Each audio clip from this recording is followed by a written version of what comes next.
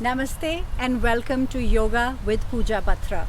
Yoga exercises your bones, and bones are living tissue and respond to the healthy stress of weight bearing and adequate compression. Therefore, it is important to move them and place them in certain ways that allow them to remain strong, supple and healthy. Today I will show you how simple asanas like Tadasana, mountain pose, Anuvitasana, standing back bend, Uttanasana, standing forward fold, and half lift work for our spine, our diaphragms, and rotation of our arms. I will be transitioning from one asana into the other to show you how the flow is.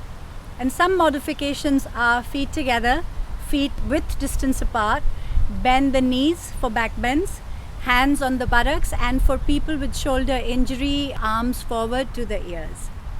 Tadasana or mountain pose. Nothing lasting can be built on a shaky foundation.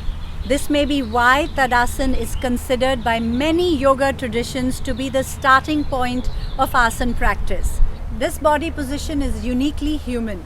Humans are also the least stable of creatures, possessing the smallest base of support, the legs, the highest center of gravity, and the heaviest brain balancing atop it all.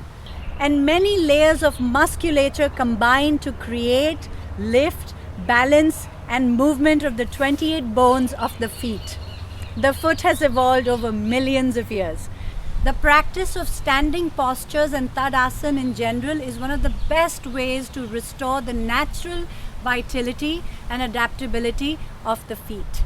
Tadasana, feet together, engage the thighs, contract hamstrings to avoid hypertension, lengthen through the spine, lift the sternum, widen the collarbones, the forearms, hands pronated to the side. Inhale, lift your arms above your head, palms facing inwards, fingers spread through, lift through the chest, lengthen the spine, straighten the arms, and drishti at your forehead, in front if you have a mirror. Anuvitasana, standing back bend, feet together, engage lower abdomen and lengthen the lower spine, neutral pelvis, breathe in, lift the sternum, lift the arms above the head, face inwards, lift the chest up, slide shoulder blades back down to the back, look up and back, exhale, back bend, reach back, drishti, gaze up. Uttanasana, standing forward bend, exhale, forward bend, hands through the heart center or sweep arms wide, fingertips on the mat in the line with the toes, gaze through the shins or at the navel. Half lift, inhale, half lift, fingertips in the line with toes, lift chest halfway up, create a flat back, tuck your chin in slightly, lengthen the back of your neck, gaze between the eyebrows or on the mat, toes on the floor. Exhale, squat and curl. Bend the knees, lift heels off the floor, engage the core, tuck chin into the chest, forehead to the knees.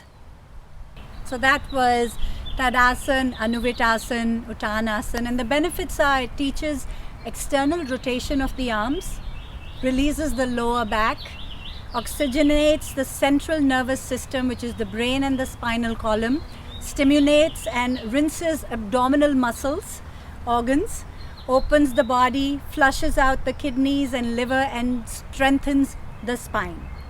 Thank you so much for watching me, and see you soon.